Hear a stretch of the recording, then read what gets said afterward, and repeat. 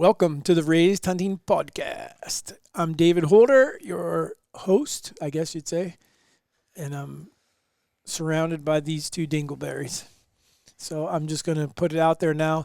One of them is the loser of our first cornhole competition that we have brand new Westlaw made cornhole game that has been delivered to Raised Hunting. Just want you to know that Nick and I defeated Easton and Eli pretty handedly. Everybody sees how hard we're working here. Oh, yeah. Raised Hunting. So just wanted to say that. I don't know why, but anyhow. And I am leading the doe competition. And if anyone else calls in looking for Diva David, you might get her back. So be careful what you ask for. But I've had two people now. Is this Diva David? It is. I don't know if I'd want that to be what you're known for. That's okay. It doesn't bother me a bit. All right. So we are going to talk about some white-tailed deer today. And I think we're going to be more on target of what last week we got a little off target because we had a pretty heated discussion. I'm not going there because we've already gone there plenty. So today we have some awesome stuff that you guys, this is actually answering questions for a couple listeners that have written in. And so we're going to try to tackle those. And I think that we have a pretty good idea on how we're going to tackle those.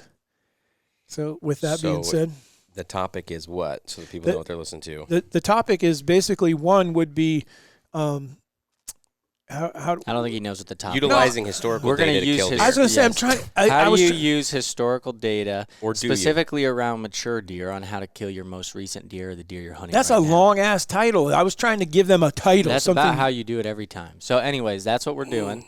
And we're going to go over that, or if we don't use it at You're all. a jerk. You know that? I just like to get on with it. You're a jerk. I know. You're a jerk. I know. All right, here we go. What is that? It's a song. That was pretty accurate, too. All right, Warren's up. All right, we're going to do some shout-outs. I told all you YouTube folks that I would hit Okay, you that's guys. enough. Let's get on with it. Now you're interrupting the audience.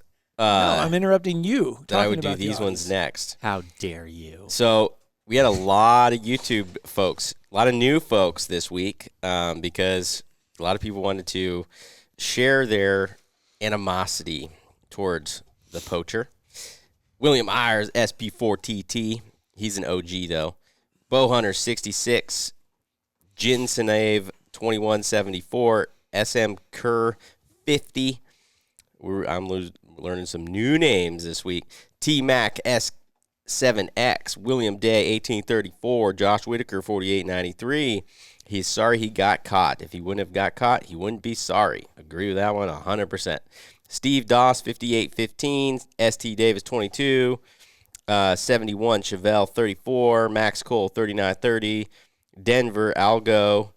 Brian Stanley 25. It's Wade. Jimmy Singleton 9417. Jeremy Harmon 33008. Chuck McIntosh 6495. Lisa Ann Allen 6283. It's like 5 names in one. And then I'm going to hit some of our OGs because there's too many of these. Jake DeLee, Eric Robards, Raised Right.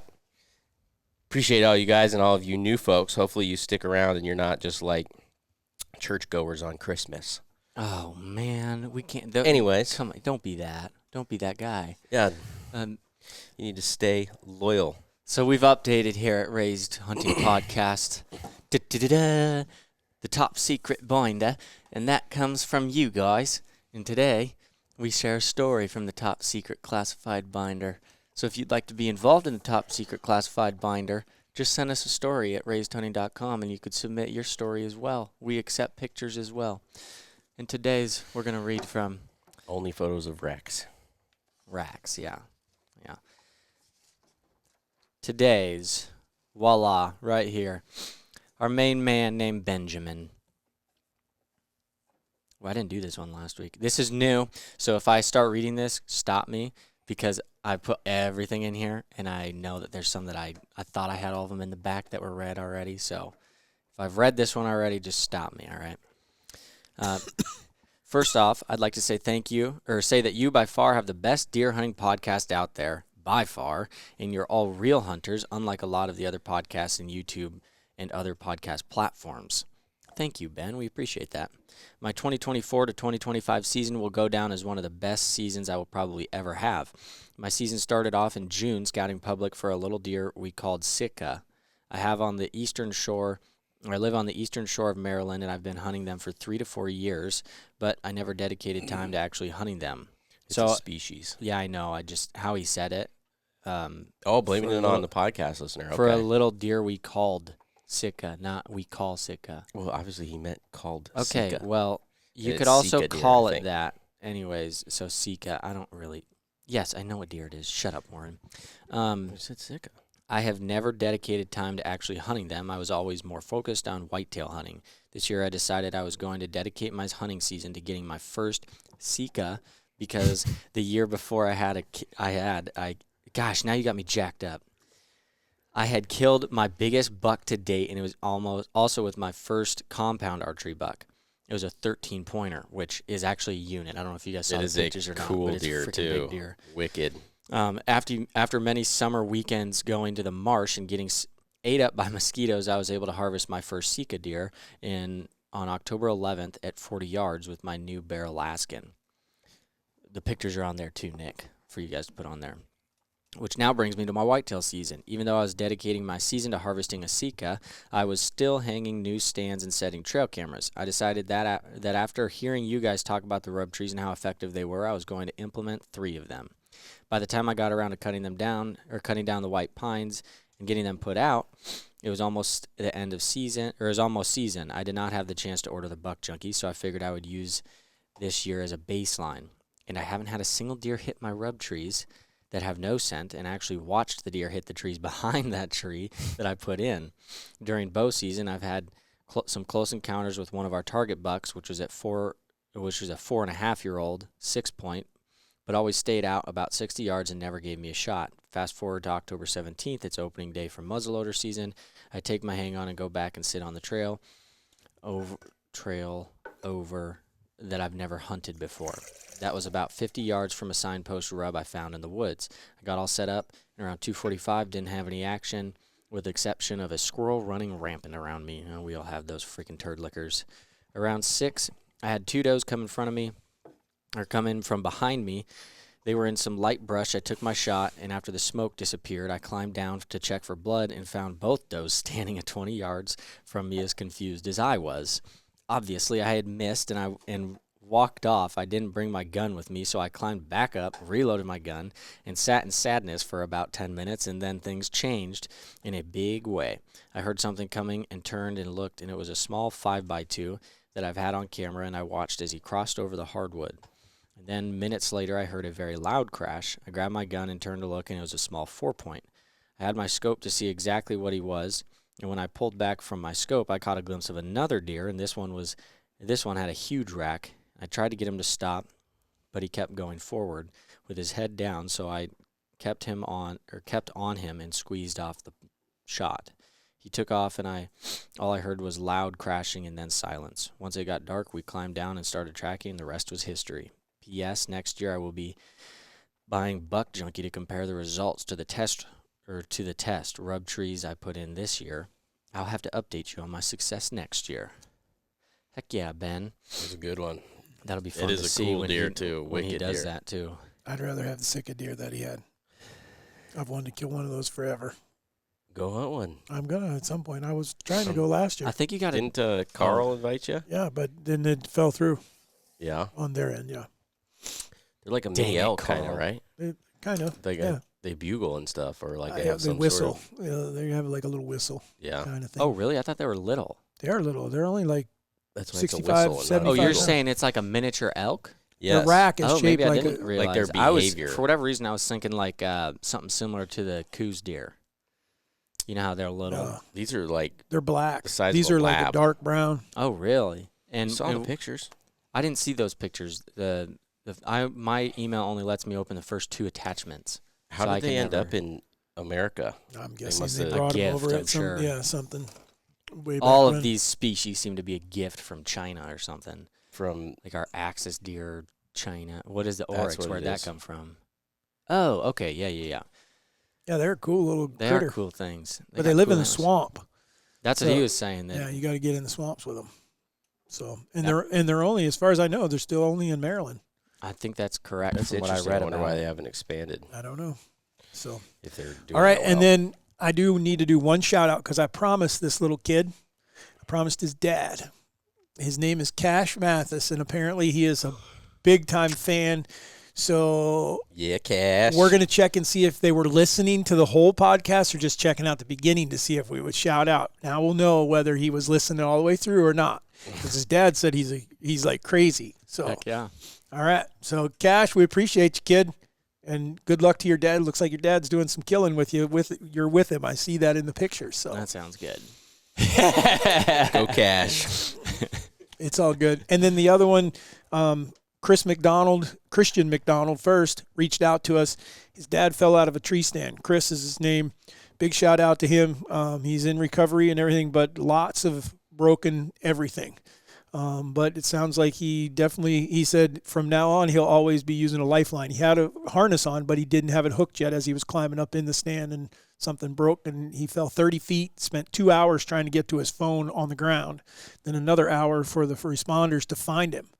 So he's lucky to be alive. So for all you listeners out there that aren't wearing harnesses, make sure you get one. And then I'm as guilty as anyone for climbing up a tree and then putting on my tether. I mean, but if you can lifeline yourself in, if you feel like you need to, do it.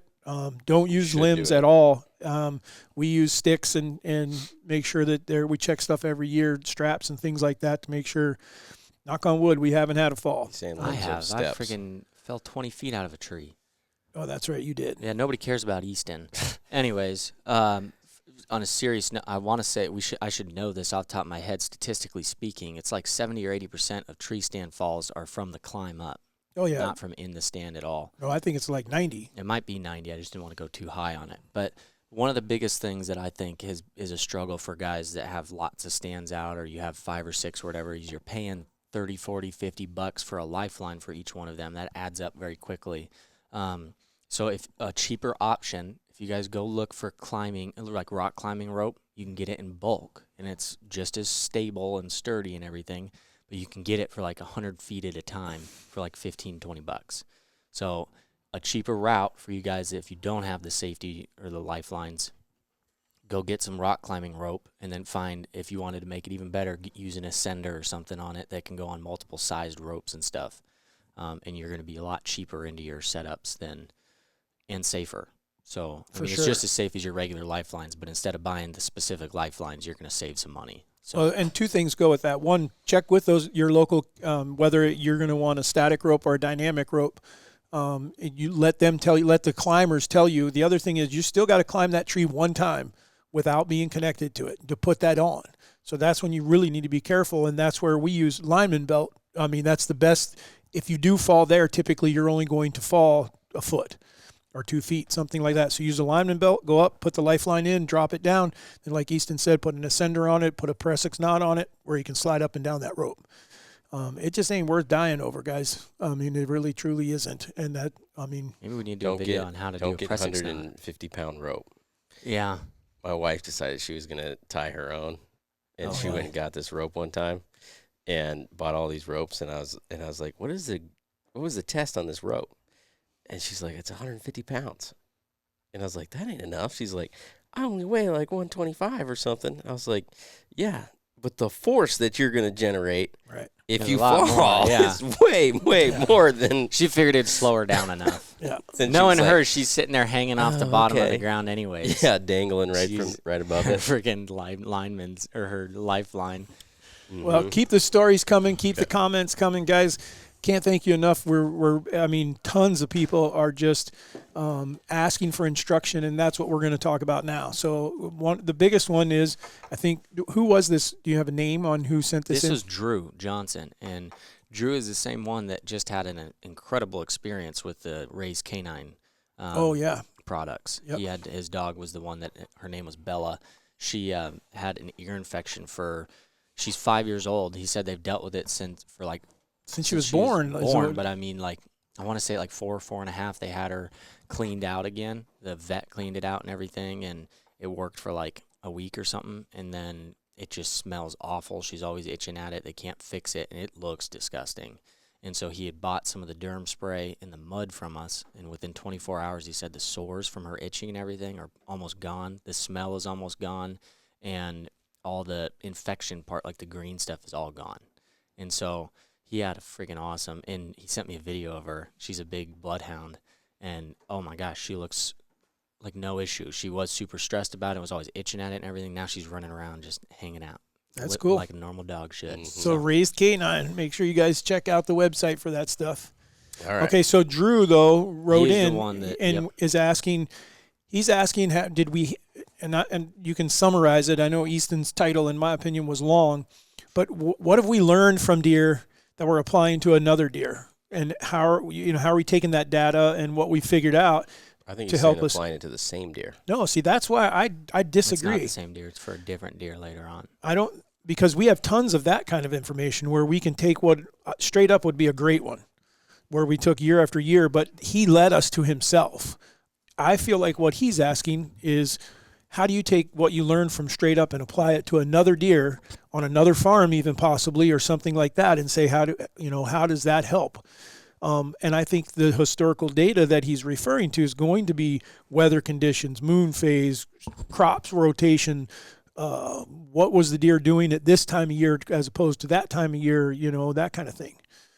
Well, I think first off, we talk a lot about past history, especially with a specific deer. We look at that a lot. And no, it's not going to be guaranteed every single year because there's a lot of variance. But if you pay attention to the deer from the previous year, if you can, and you've been hunting the place, you have a big advantage, in my opinion, because you can see what they were doing the same time of year around that time. And typically, I've seen it probably more times in the past couple of years as I've been paying attention to it, more times than I haven't. That is very important information because they will do something similar. But what have we done? Like, I have multiple running through my head that we have not killed, big mature deer that we have not killed. But the information we learned from those deer, we've killed other deer in those areas. The two I have off the top of my head, one would be Ralph. It was a very big mature deer. Never killed him. I don't even know if anybody ended up killing him. Not that we know of. No. Not that we know of. And Bullwinkle Bullwinkle is the same era as Ralph, but those two deer taught us a lot, and Warren killed Bullwinkle a year or two later or something. Actually, it might have been the same year that Ralph was around. Yeah, it was. And then Ralph was around at least another year past that. Yeah, and so Ralph and Bullwinkle together taught us a lot. Bullwinkle we got. Ralph we did not. The other one that we have a lot of information on that we did not kill that we've used the same stands in different places of locations would be Junior. Junior was a very big and mature deer. He did get killed by the neighbor, but now we hunt certain places right there. And whether we pay attention to it or not, when he said that, or when Drew sent us that topic, I realized we may not use a ton of historical data from specific deer, but how we've hunted those deer, a lot, because we refer to, Junior was doing this then. Why was Junior doing this? Or, for instance, a touch situation. We shot a bully buck, and Junior came back. And so we learned Junior taught us something on a different, and we killed a different mature deer out of it, and then Junior came back. We learned something big from that as well. So I think that when we dig into it, there's some examples here in how we learned from them. You want to go? You want me to? You can. Because I don't want this to be a fight, but the more I've thought about this, the more I feel like that these deer are still individuals, because there's no other Junior. Yep. What we learned from Junior is you never see, and I mean, I've been longer than you guys. I'm just saying I got 46 years now of whitetail deer hunting. And to this day, I've only seen one single deer ever do what Junior did. He's the only one. And that's an anomaly, in my opinion. Did he do some things that what we learned about him being a homebody that we've applied? Junior was doing the same thing, and then Juice followed suit. He kind of stayed in that. So I would say that, yes, we took Junior some of the things. So be careful and this is what I'm talking to Drew or talking to the people listening, be careful that you don't try to put too much of the deer like a Junior on that next deer, because Junior was just a freak. I mean, and what we're referring to, if you guys haven't heard us talk about it, is 6 times that I can recall, 4 times I think with you and twice with Mom, Junior walked out of the same trail into a field on completely different days. This is a course of about 2 or 3 weeks during the rut, and walked out the same trail following a doe. And time. He was there consistently. Yeah, I mean, all the time. like an hour before dark. An hour before dark, he wouldn't even wait till the sun goes down, and here he would come. You'd think of a summer pattern on deer that he was doing it in the rut. Absolutely. Yep. I could not tell anyone. I couldn't tell Drew that, hey, I've took that. I mean, like I find a deer and I'm like, oh, I bet he does this somewhere, because no other ones have done that. However, the other thing that Junior had done was, in the course of the couple years that we knew him, from the time he was 2, he had shrunk his core area to half a mile. Would you say something like that between us and the neighbor and south? It wasn't very far at all. He just kind of stayed right there. So when Juice came along a few years later, I focused on that area, and said, okay, he seems to be living in the same kind of thing. The only difference, there was a huge difference in those 2 deer. Junior was not a fighter. Juice was like a brawler, wanted to fight with everyone, and he looked the part. I mean, he was like, I'll take on anything, anytime, anywhere. So where you have to change things, then me and you, I know for a fact, rattled him in the one day. I think I rattled Juice in twice or 3 times maybe. But the one day was at on the south end there. And he came right, but the problem that you have with that kind of thing too, though, is when you do rattle, now you're implementing something that they're looking for, and then you run the risk of getting busted by that deer. And then if you do get busted by that deer, is it over? Well, I would tell you in that case, I learned from Juice, it's not over, because he eventually winded us. And yet I ended up killing him later on. Not from that stand, though. I decided to move locations and try him in a different spot. Remind me to bring up Magnum. Okay. I think that yours is very similar to mine. I think if I'm trying to take one lesson that I've learned from other deer that can be applied to all current deer and future deer, is that they, at least that I utilize, they all have some type of zone or area that they will go to. You have some deer like a gypsy, where they're going literally his name is Gypsy, not a gypsy, but that he's going to travel miles, and he's going to do that at different times of the year, and could be in completely different places.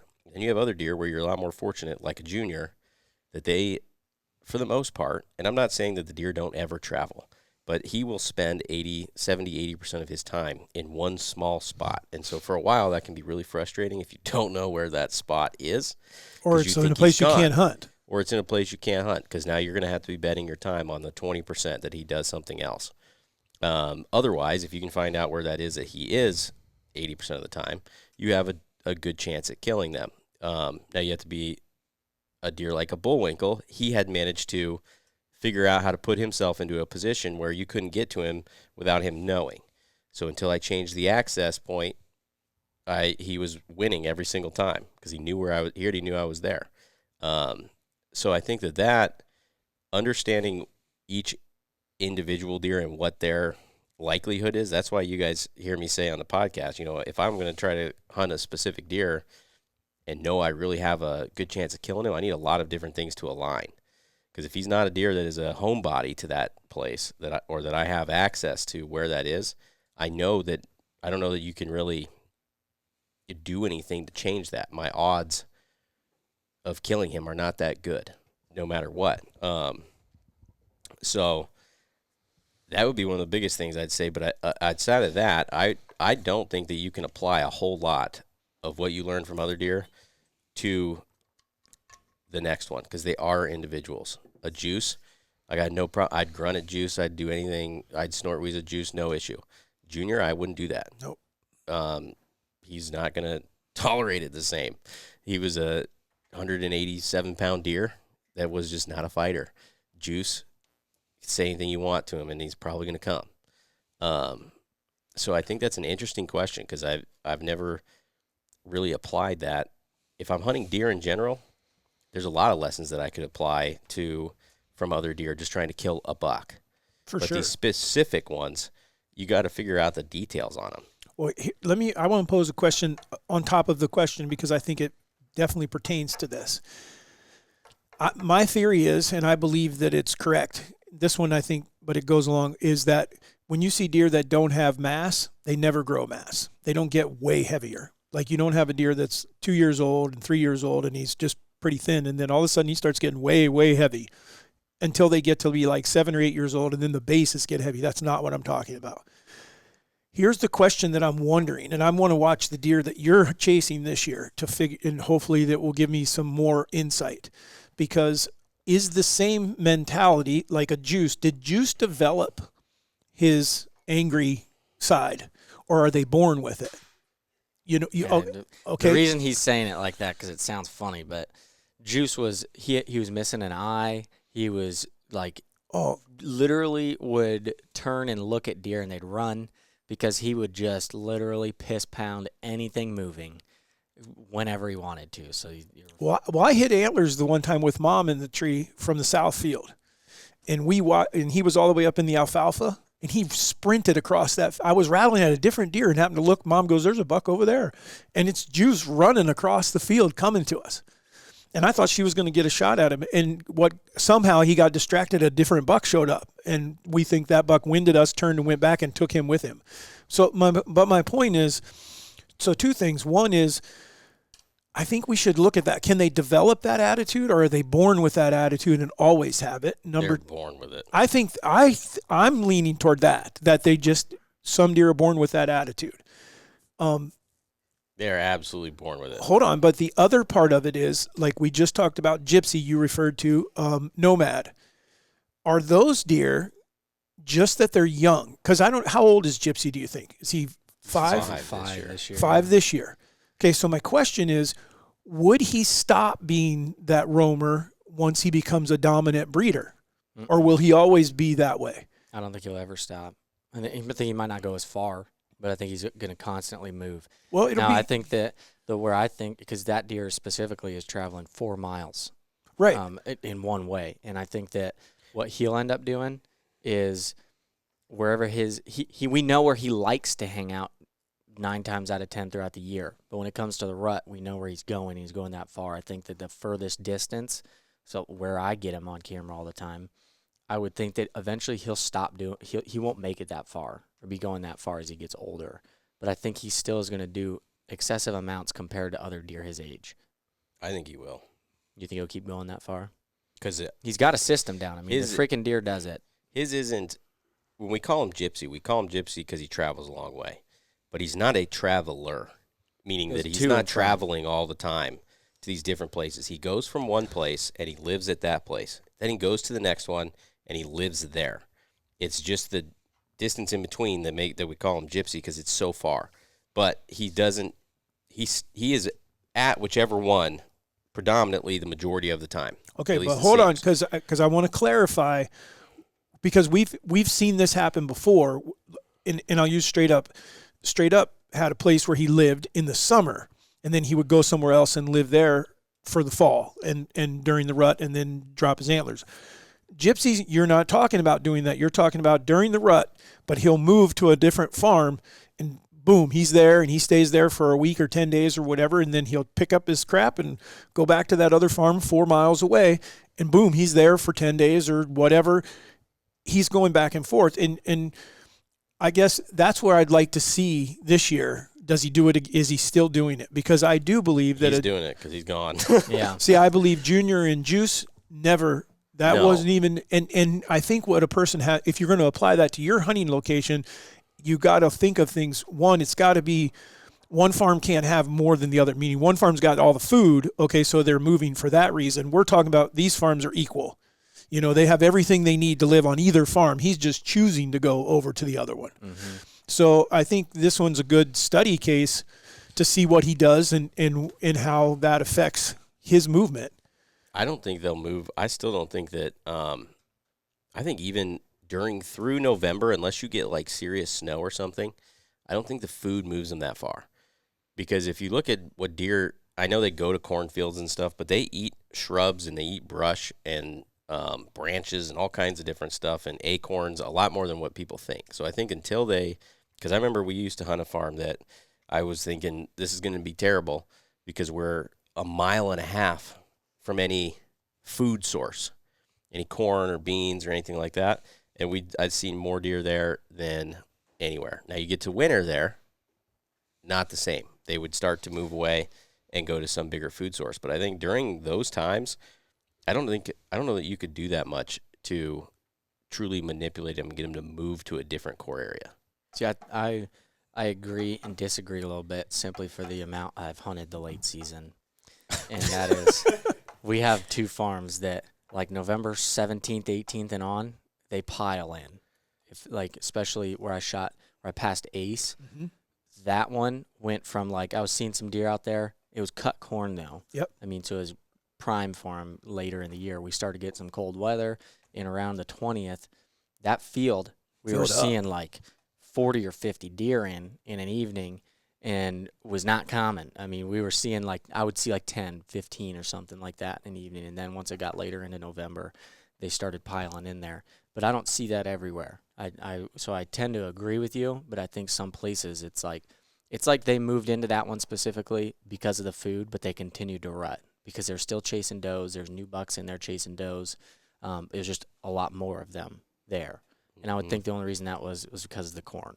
And I agree with you on I don't think the bucks care about the food. At that point, it's the doe movement. It did your does move, and then that brings them. Because I agree with Easton, that year was visual. Yeah. You could see that the first time we hung that stand and we're sitting there, I'm like, holy cow, look at all these deer. But it was also later and the weather had gotten more inclement, right? Yeah. That's what I'm saying is it wasn't until November 20th, somewhere in there, where it started lighting up.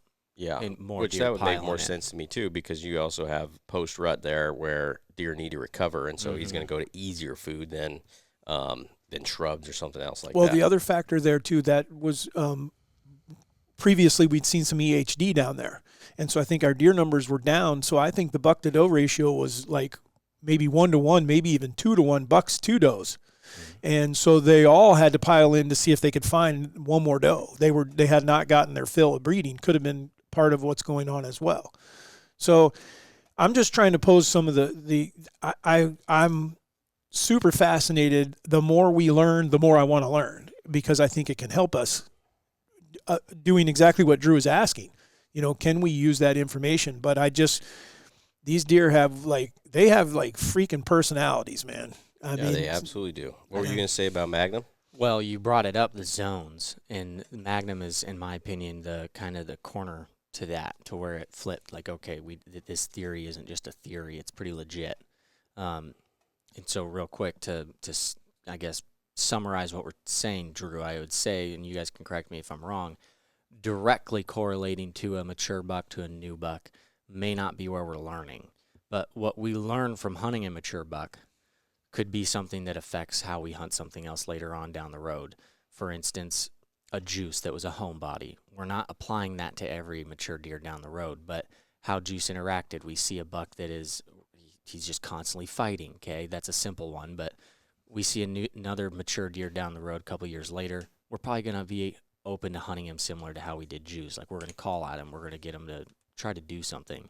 And so I would say that the lessons we learned from mature deer are things that you can keep eyes out for on future mature deer, but directly related to their personality or how that deer operates is not typically what we're learning from deer to deer. You got to learn that yourself. But what Magnum was so interesting to me was because this is a deer that Warren had found on a piece of ground that was, it was a great piece of ground, but there's a lot of other people that hunt there, and there's a lot of pressure, and just the way he found him was pretty random. That he showed up one time and they just caught a glimpse of him. Well, that was end of the season. I think you'd already filled your November tag. 17th. Yeah, and so you're like, man, if that deer is there again or something next year, if we can find him, I bet we could have a pretty good chance at him. I'm thinking that's a year apart from a deer you saw once. That's a stretch to assume that. But you had other information to go with it too later on that year, right? Well, I saw him 5 times in the matter of 4 days or something. After you had seen him that first time? I think I saw him 17th, and then I think it was maybe it was the 18th that I didn't see him. Then I saw him 19th, 20th, 21st. Yeah. So, but it's a short window of time late in the season to put next year, like, hey, next year we could look. I mean, it was pretty impressive in my opinion to be like, yeah, this is a killable deer. So you fast forward to the following year, and Warren's plan to go at this deer was, number one, you got to find him again to make sure where he's at. And two, if you can figure out where he's bedding, that's a big part of it. But number three is, as you gained knowledge and information on him, you did find him. So, okay, I think I know where he's bedding, but now we're trying to figure out why is he, like, I think that you're doing kind of what I'm trying to do with Gump, and that's what I'm using, is find where he's not. Like, you're finding where he is, but you're not being able to get close to him, okay? So now I'm going to keep moving cameras. I'm going to sit different spots to try to find where this deer, you're either going to catch him in a spot that you're going to get a shot at him, or you're not going to catch him, which is not a bad thing. That means you're not going to see him or something. So now you got another spot you can rule out. And the whole theory behind all of it was zones. And it was, okay, I think Warren assumed that Magnum was in this zone and didn't like to go very much further past it over here, or not very much further past over here, because he had tested all these areas out or tried these areas out to see him, couldn't see him. Well, sure enough, Warren kept sitting these places, and this is one of the references where people are like, you always got to move, you always got to move.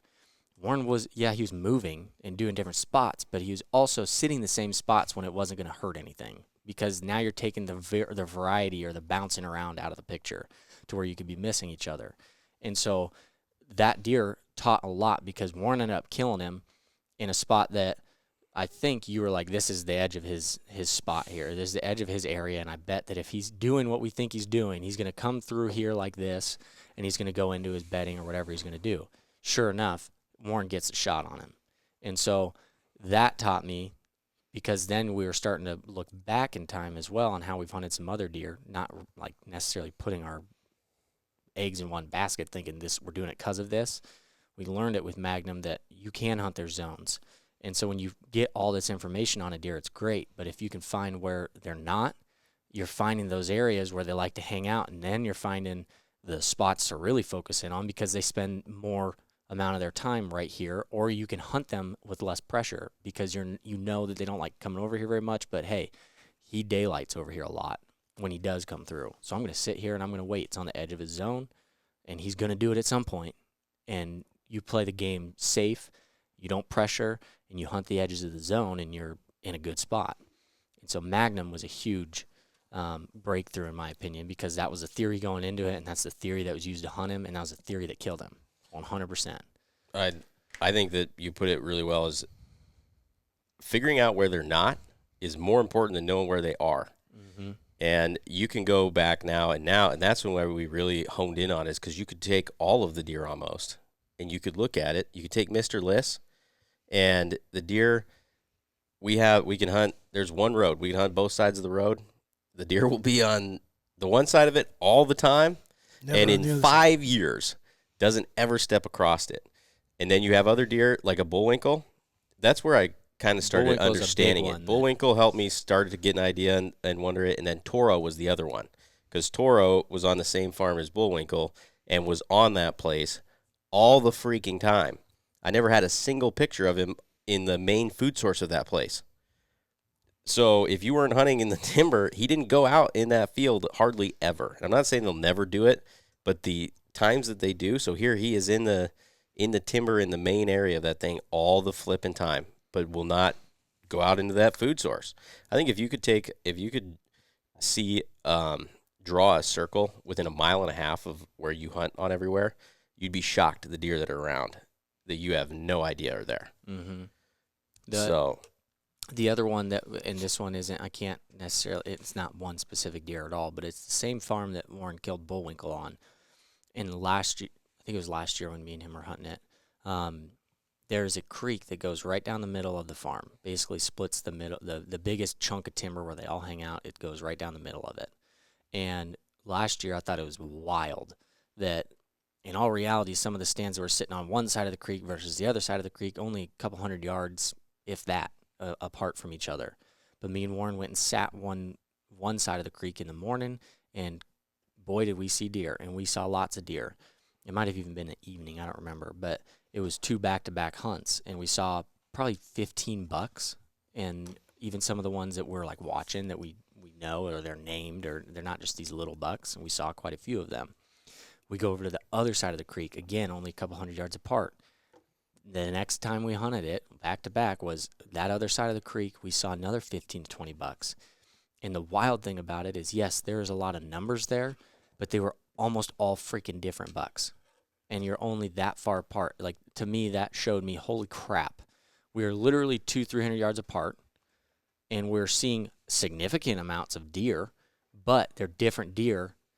And that, to me, showed that farm almost operates as two separate farms, because you see a lot of different deer here, and you see a lot of different deer here.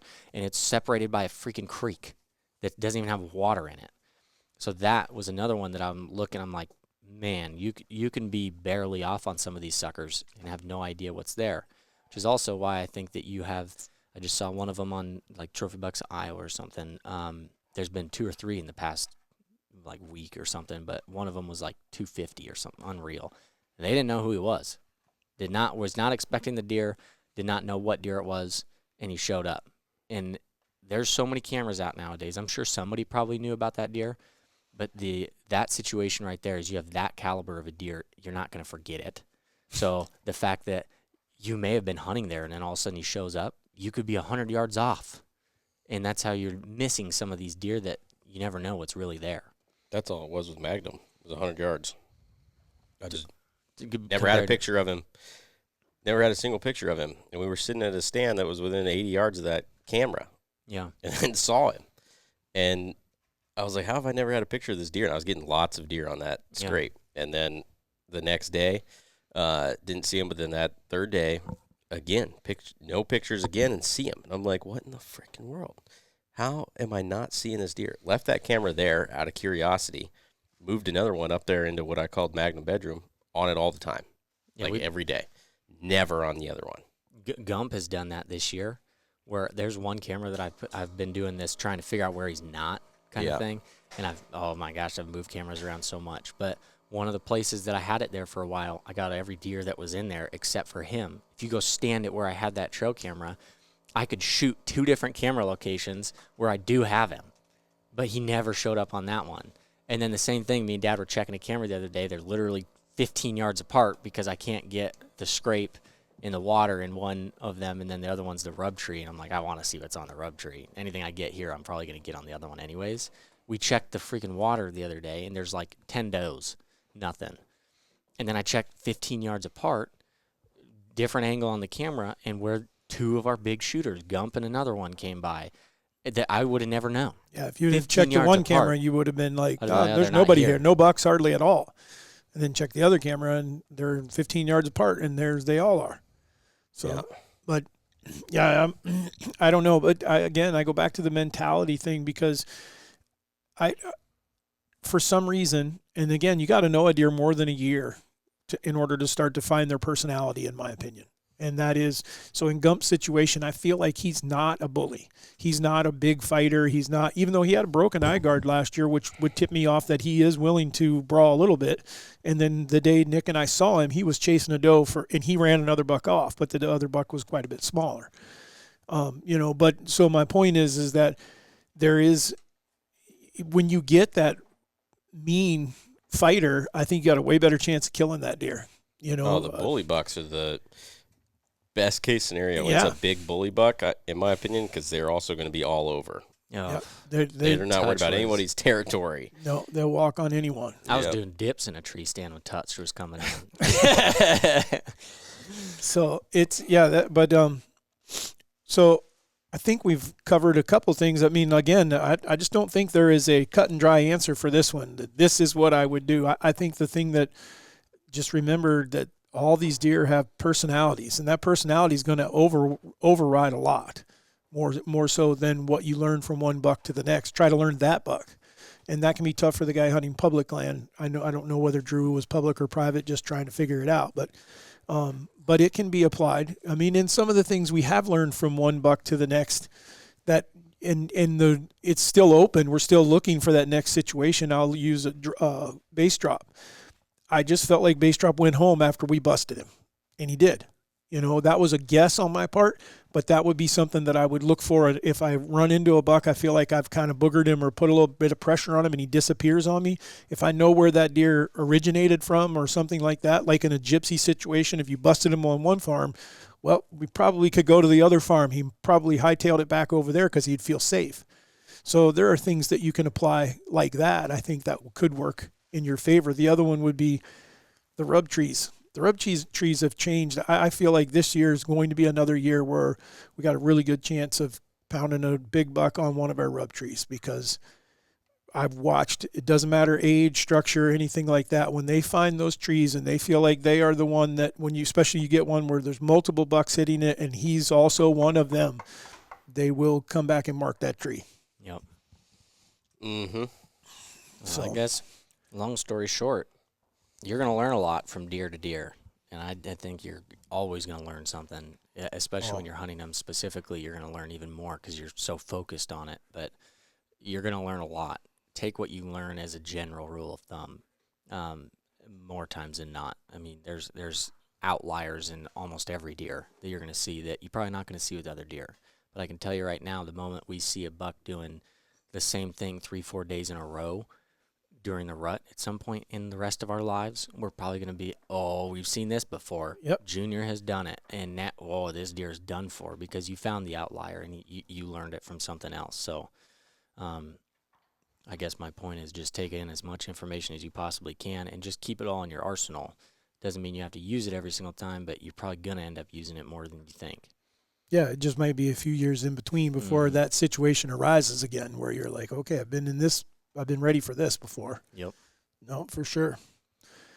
Other questions? We did have someone that was asking about, do we want to touch on it, or will we have time to touch on going into a completely new area? I pulled up the message that we got. It was from Brennan. And he was just basically said that I'm summarizing, but basically he's in Pennsylvania, just gotten into deer hunting, and he's been in the military. So he just got out of the military a year ago. I had promised myself to dedicate a lot more time to archery hunting like I've always wanted to, and said that he had found the best platform for information was us. And so he was asking a simple question, there's a lot of land, but I don't know where to go or how I should access it just by looking at it on a map. I wanted to ask if you guys could give me some assistance, advice, how to approach this. If y'all can help, thank you in advance. If not, I completely understand. I feel like we should try to give someone a little bit of advice going in brand new. And I said this to Brennan when I answered him, and that is, first of all, there's going to be some fear there. You guys probably don't remember this because you've been doing it since you were 2, so you just naturally progressed into it. But I didn't start deer hunting until I was 10, and then didn't have anyone to show me or teach me, and there was no YouTube and nothing like that. There's a fear of walking out into a place you've never been. And I don't mean a fear like I'm afraid of the dark. I'm talking a fear of, where do I start? Or an overwhelming, I guess. Maybe it's not a fear of like, well, where do I start? There's this CWA or CMA, management area, or there's a national forest, and it all looks the same. Well, it doesn't when you start to break it down. And basically what I was telling him was look for agriculture or look for roadless areas. If you can find roadless areas that border agriculture, where places that are typically tough for other people to get to, that's where I would probably start. The other thing is, though, it all is going to boil down to pulling up in your truck, get out of your truck, and take off. You're going to have to start doing. Yes, because no matter what we tell you or anyone else tells you or you read or whatever, until you start putting your feet on the ground, until you start looking at rubs and scrapes and trails, it won't look the same on a map. It won't look the same on X. It won't look the same on anything as physically doing it. Mm-hmm. And so I believe that is the very first place to start. And then using podcasts like ours and informational sources that would tell you what a funnel is, what kind of tree stand or what kind of ground blind that I want to look at, or how to hunt the wind, or whether I should be using scents or not, or white oak trees, what are the deer feeding on, that kind of stuff. All that comes later. All that starts to build, and you'd be surprised. I'll use Nick as an example. Nick had not much whitetail experience when he first started here, and he's picked up a ton just from being with us. Mm-hmm. So the biggest thing I think is, if you wanted to play it safe, you can play it safe, or you can just go at it. Go get into some stuff, into some thick timber or whatever, and see if you can get into something. But The biggest thing, in my opinion, for a newbie is going to be getting to where you can physically see. So get to something that's on a field edge or where there's food that they're going to be coming to so that you can sit up in a stand, and your first couple times you may not get a shot, but seeing where they're coming out, seeing where deer are moving around, seeing where they're chasing each other, just seeing what they're doing in live time is going to tell you where to put the stand the next time. And then you're going to move in a little bit and you're going to learn. So, yeah. And then the very first piece of advice that now that because I'm not reading what I wrote, but I do recall, is hunt deer numbers. Don't worry about the quality. You're not looking for that place in your state that produces the most Pope and Young deer. You're looking for the place in the state where they're like, we got way too many deer. We're giving out more and more doe tags. You want quantity because that's where you're going to learn the most. Yep. You want as many interactions as you can with the deer as you can get. If I had two things that I would say is I would tell you, get into the thick of it. Just start walking and learn to identify sign, especially if you're talking right now. Know what a scrape is and know what a rub is. And I would just walk and get familiar and find a couple places where you find more rubs and scrapes there than you do in any other portion of the property. And then from there, I would tell you that keep it simple at that point. Now hunt it and try to hunt it with what you believe is the correct winds. Where you don't think they're coming from. Yeah. So if you think, okay, well, there's a lot of sign here, and there is a food source to the north that is 300 yards away, in a morning, you probably don't want to hunt that with a south wind. It's a good chance that they're going to be coming from that food source. But I keep it really simple at the beginning. Give yourself sign, because I don't think you want to just go and set up. You might find that you're not going to see much. You're really trying to find a needle in a haystack if you're just kind of going out. Like go for a walk, try to find some sign. Find what you believe is good sign compared to other stuff that you see, and then start there. That would be my opinion, to keep it simple and give you a baseline of somewhere to start with. A little trick, and this works really well back east because I recall doing it several times, but it actually worked on the property that I live in Iowa, is look for old tree stands. And when I'm talking old, I'm not talking like last year's tree stand that someone put there. I'm talking about like an old wooden piece, nail in the tree or something, and someone was sitting on this corner or whatever. I can't tell you how many times that I'm like, well, someone felt like there was deer here 25 years ago. I'm going to try, and it's been unbelievable how well that has worked, is finding especially for a baseline. Yeah, just to start, just that, you're just going off of the knowledge you're finding that someone else found already, or they're solidifying what you thought. Yep. That kind of thing. But if you're going right now, there should definitely be some scrapes and rubs that you can find. For sure. That would give you a good indication of that there's deer there. So, okay. You ready? Mm-hmm. Dogs actually like squeaky toys because it sounds like prey that is frightened and dying. I could have imagined that. Probably just ruined that for a lot of people. Some tumors can grow teeth and hair. That's not true. It is true. There's even a photo. Let me see. Why? I don't know. Oh. I almost want to say what? X because I think I've heard that before. You don't see that? I don't want to. That's disgusting, but oof, that is raunchy. I'm not counting this one. I'm just trying to figure out how this makes this in here. The only part of your reflection that you can lick is your tongue. Isn't that kind of like well, duh. Like, how would you lick any other part of your reflection? Easton's trying to figure it out. He is. You could lick other No, parts you of your could reflection. not. If No I held way. my hand up here, my reflection is right there. No, when you put it up You there, cover it your up. tongue's going to get in the way, dipstick. That's fair. Where's your head going to go? Why I understand though why.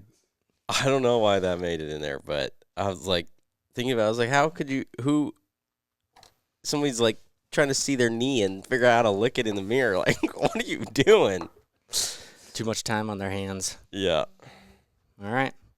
Is that it? Yeah. We got her all. All right. Hey, a quick question. I'm going to post this out there because I brought it up at the beginning of this podcast, and I'd like to hear some people. We've got quite a few shots people are starting to send in that are like wounded a deer or found them, and just questioning, their shot. My suggestion is that we possibly would do a spot on the podcast where we'll talk about a particular shot, as long as we have video of it and we could post it with that. I know for you guys listening in your trucks and stuff, that wouldn't do any good other than hearing it, but I'd like to hear some feedback on whether you guys think that would be something good to add to the podcast or not. A segment of there. I mean, we'd do it real quick. It wouldn't have to take very long.